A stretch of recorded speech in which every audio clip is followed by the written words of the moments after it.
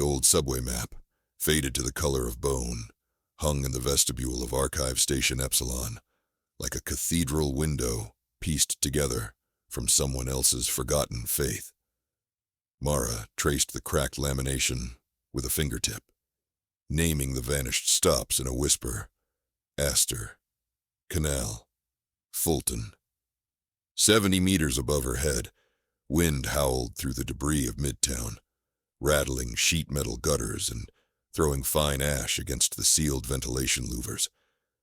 But down here, the air tasted of stagnant water and candle smoke. And tonight, possibility. Behind her, the corridor lights guttered. They were not lights in the old sense. No filament, no LED. They were slivers of chemically woven glow cloth, a technology coaxed from the surviving pages of pre-collapse maker wikis. When the cloth wore out, it could not be rewoven. So each swatch was cut into miserly strips, sewn onto the inside of reflective bowls, and dimmed by layers of silk until the gleam registered beneath the threshold that woke tunnel beasts. 4 minutes left on the charge, Quinn announced, shielding a palm-sized volt stone in his gloved hands. The stone burped weak blue arcs, ill-tempered. Then nothing until next phase tap at K-Line Junction. Mara closed her eyes, inviting the dark and calculated. 4 minutes was enough to reach the server crypt, detach the drives, and coil the optical tether. If nothing went wrong, if no beast shook off hibernation to hunt the heartbeat of current, a big if, but the last library's charter left no room for hesitations. They measured history in minutesmen, in candle lengths, in respirator cycles. "We go," she said, and turned into the throat of the tunnel. They moved in a 3-person file, Mara first, Quinn second, Bastian last. Bastian carried the Faraday net, bundled across his shoulders, like a fisher's casting drag. He hummed, a sabotage of protocol, but softly, a tune without melody, threads of sound meant only for himself. Quinn shot him a scowl, but Bastian smiled, a man who believed in talismans. At the 20-meter mark, the century-silent servers revealed themselves as a bloom of metal insects frozen in molt. Racks lay toppled, half devoured by oxide. Cables drooped like eels preserved in amber. This had once been the 41st Street peering hub, a cathedral of bandwidth, pulsing with the information of half a continent. Collapse came like rot to fruit, first shortages, then riots, then the mandated blackouts that summoned the beasts. The librarian scouts found the servers intact a decade ago, too hot to approach. Now they were cold as myth. Mara's breath misted. "Stones," she muttered. Quinn surrendered the voltstone. She knelt, raising the talismanic rock above her head. Electricity squirmed across its facets. The beasts could sense coherent signal offsets at extraordinary range, but the chaotic discharge of a voltstone smelled like natural lightning. At least that was the theory, borrowed from the notes of a dead observer who had worn a GoPro into the dark and never come out. They had only his last frames, a reptilian blur, mandibles glowing blue with stolen current. "Proceed," Mara said. "Timer. 3 minutes, 17 seconds. They waded through silence punctuated by Quinn's ratcheting tool. He unanchored the drives, 4 shingle-plated wafers no larger than his palm, once designed for edge computing caches and cell towers. "What do you think's on them?" he asked. Mara shrugged, half distracted. "Maybe the Library of Congress, or cat memes. Doesn't matter. Everything matters. The last library had a creed. Keep every letter. History will sort itself. They were too few to judge what would be treasure and what dross for imagined descendants. So they hoarded everything, from astrophysics textbooks to Trolls' Flame Wars, packaging data into quartz cartridges, storing them in submersible drums that could survive another millennium, and perhaps one day rediscover light. 1 minute elapsed. Bastian unfurled the Faraday net, a web of ceramic-coated copper. With deft motions, he wrapped each drive, binding the net into a sling that Quinn slipped beneath his coat. Cold metal met his chest. He flinched, then a tremor. Faint, like someone testing a door 3 rooms away. Mara lifted the volt stone above her head, letting chaos spit. Quinn, stone 2 now. He produced the second and last stone, a younger specimen with brighter arcs. The tremor answered. Gravel spilled from the ceiling. Bastian whispered his tuneless hum faster. Run phase tap now, Mara said. Quinn clamped a jury-rigged inductor onto a desiccated conduit still embedded in the wall. In theory, the conduit was inert. In practice, sometimes phantom capacitance lingered in old lines, a ghost voltage strong enough to trick a beast into chasing echoes while the librarians retreated. The inductor's indicator, coil glowed faint green, and somewhere down tunnel, unseen talons scraped concrete. Time to retire, Mara commanded, voice steady only by force of will. They backed out through the toppled racks, shadows strobing in the interplay of voltstone arcs and inductor glow. The scrapings multiplied, gaining cadence, like claws keeping pace with a heart. At the 23-meter mark, Bastian's hum strangled into a gasp. His foot sank through a rusted cable tray. Metal shrieked. Sparks snapped against the tray, as if a circuit had closed. Sudden scent of ozone. The scraping claws shifted from curious to predatory, a tempo that resolved into a run. The inky dark behind them breathed, exhaling a low radio hiss, beasts announcing themselves in the static of ionized air. Cut the tray, Mara barked. Bastian fought to extricate himself. Quinn swept a ceramic blade, severing cable, but the tray still conducted, energy pooling from the now charged conduit through the inductor. The beasts would have a direct line, a lighthouse beam of current. Mara swung the younger voltstone, smashed it against the conduit's ceramic collar. Blue fragmentation, the collar cracking. In that instant, the cable's glow flared, then died. The line went silent. But the beasts had seen enough.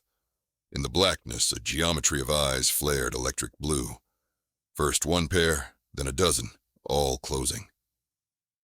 Run!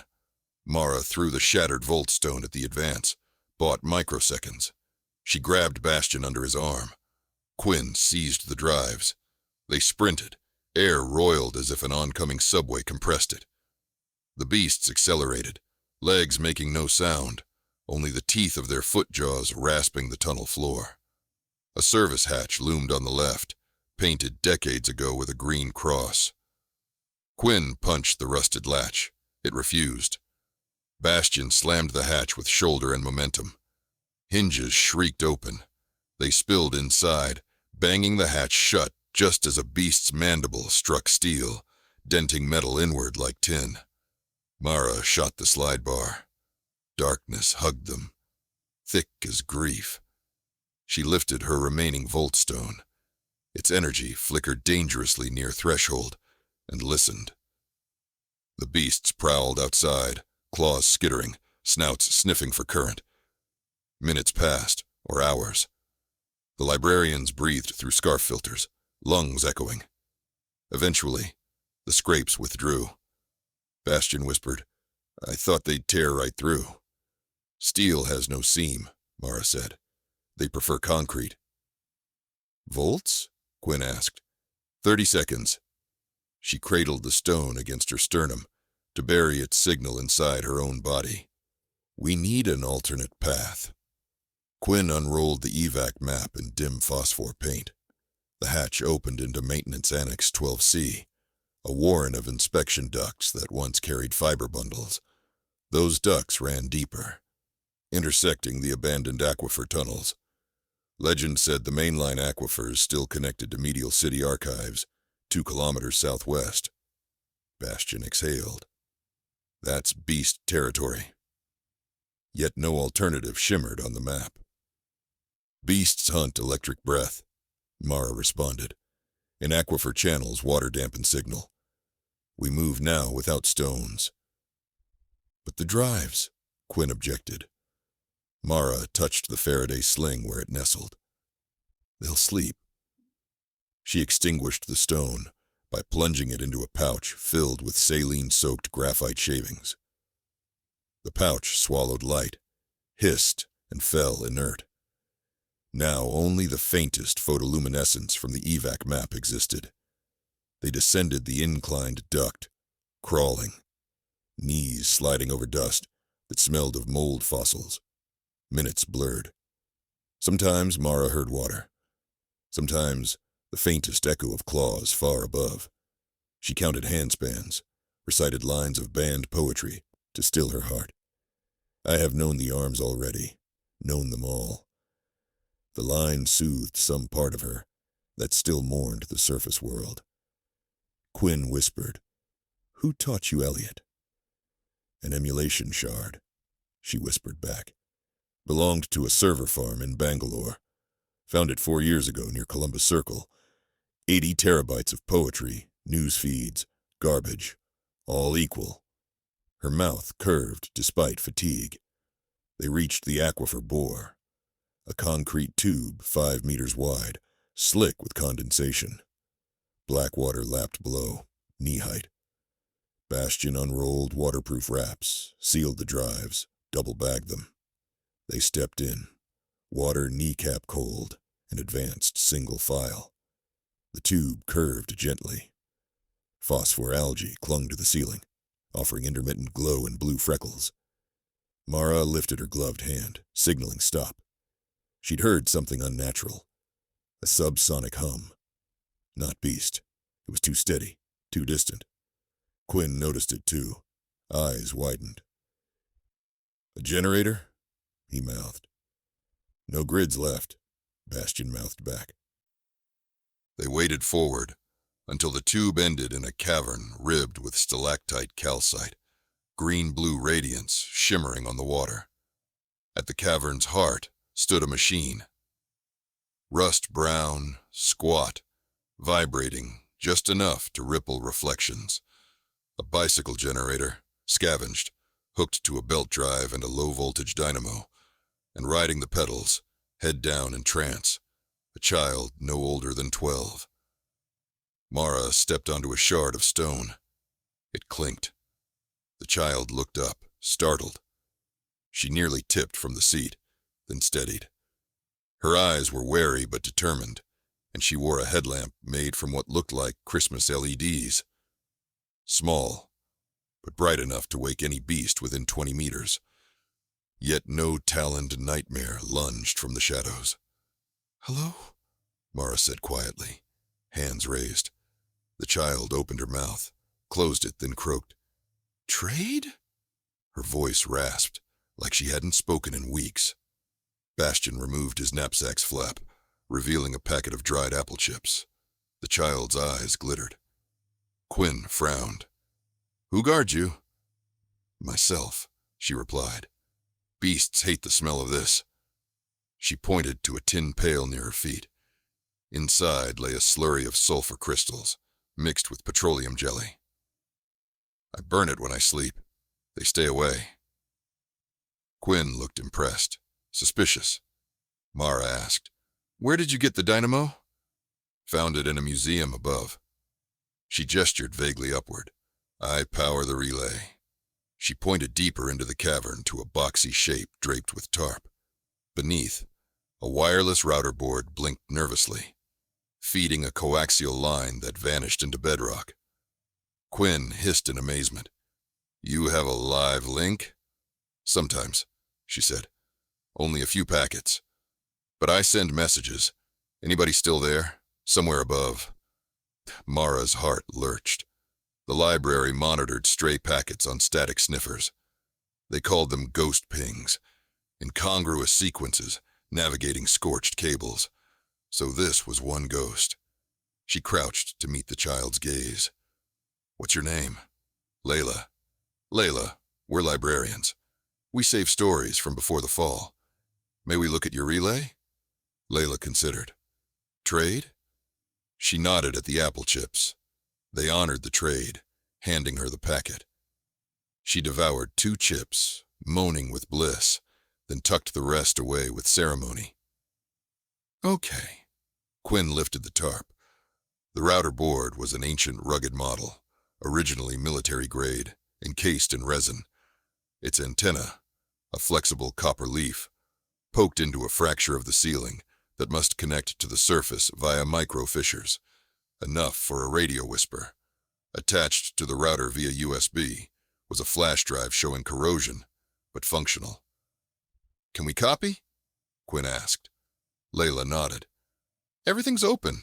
I don't lock. Bastian unpacked a pocket crystal reader, powered by hand crank only. He seated the flash drive. Tiny reels inside squealed as they scanned. An index blossomed on the reader's e-ink. Weather logs, chat transcripts, fragments of Wikipedia pages, updated the year civilization, went quiet. And diaries, hundreds of personal diaries, each time-stamped, the last entry for most around year 0+3. Voices of the lost, still waiting to be heard. Mara felt tears prick.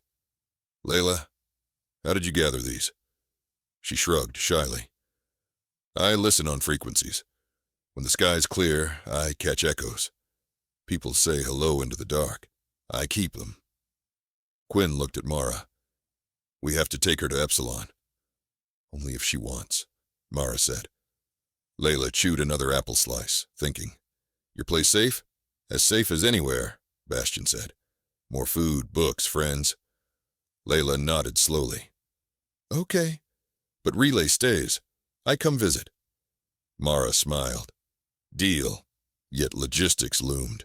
They were still kilometers from Epsilon, with beasts awake somewhere up tunnel, and only darkness between. And Layla's dynamo drew beasts' curiosity if she pedaled, though her sulfur paste was clever deterrence.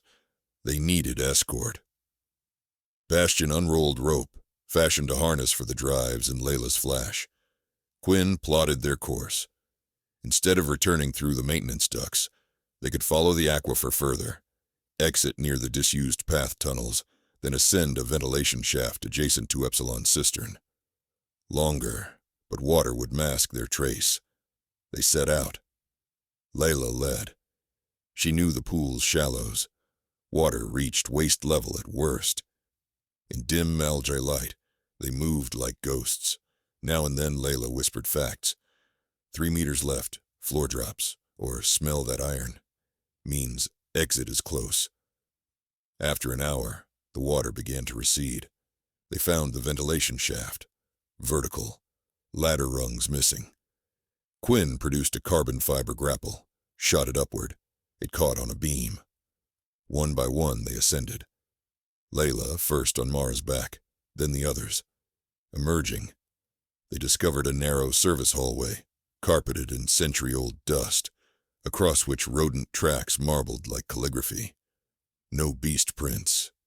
50 meters on, they reached a rotary airlock door, unlocking via old library codes etched into the keypad. Inside, purified air kissed their faces, lit amber by low-level glow cloth. Archive Station Epsilon. Home. Volunteers clustered, drawn by noise. They took the drives carefully, as if lifting newborns. They gaped at Layla. She stared back, sudden shyness returning. Mara placed a gentle hand on the girl's shoulder. Archivist in training, she announced. Applause flickered, muffled by gloves. In the scriptorium chamber, Mara, Bastian, and Quinn made their debrief recording by kerosene lamp. They told of the beasts, the conduits, Layla's relay. As required, they offered a regret ledger. Loss of 2 volt stones, damage to tray 7C. No lives lost. At the end, Mara added an unauthorized remark. Hope encountered source, Layla. Age approximate 12. She sealed the wax stamp. Later, in the quartz-lined sanctum where Data sang faint electromagnetic lullabies, They loaded the 4 rescued cache drives into an optical array. Holographic diagnostics unfurled. The first file to resolve was titled Cat Compilation 2019 HD, timestamp year -5. The second, CRISPR White Paper V27. The third, Global Climate Agreements Draft. The fourth, Feminist Forum Chat Log 12-1432. Infinite variation, all equal. Quinn laughed softly. Bastion murmured a prayer. Mara closed her eyes, letting the chorus of resurrected packets wash through her. Somewhere above, wind scoured an unrecognizable skyline, but below, they had coaxed light from ashes. Hours later, Mara found Layla in the dorm alcove, still awake, studying a paper codex of fairy tales. She sat beside her. "Why protect the stories?" Layla asked, voice small in the low hum of recirculators. Mara considered. "Stories remember us when we can't remember ourselves. They teach us how to be people again, if the world ever lets us." Layla looked at the page, at a painted dragon curled around gold. "And if the beasts get us first?" Mara brushed hair from the girl's brow. "Then the stories wait until someone else is ready." Layla nodded, yawning. Sleep claimed her. Mara rose, stepping back into the corridor. Lanterns dimmed to conserve fuel. Beyond the steel walls, she imagined the beasts prowl, antennae tuned for forbidden frequencies. But in here, librarians wove nets not of copper, but of words. She exhaled, content for this one interlude. Tomorrow, new expeditions would depart, chasing rumors of a seed vault beneath Brooklyn, or a half-functional satellite dish in far Rockaway that still blinked to the void. Volt stones would spark, beasts would hunt. Yet the balance had tilted slightly toward memory, glued together by the courage of a child pedaling a bicycle in wet darkness, by shards of cat videos and treaty drafts alike. Mara returned to the scriptorium and set a fresh wax cylinder to record. She spoke for the record, her voice low, steady. Day 4527 post-collapse. Retrieval mission successful. New asset, codename Firefly, enrolled. Spirits high. We continue. She ended the recording, labeled the cylinder, and filed it in sequence Delta, where future ears might listen. In Archive Station, Epsilon's heart, servers dreamed again. Faint LEDs pulsing like fireflies long after the sun had gone out. And down the labyrinthine tunnels, electric beasts hunted in vain, their claws scraping signals too faint to taste.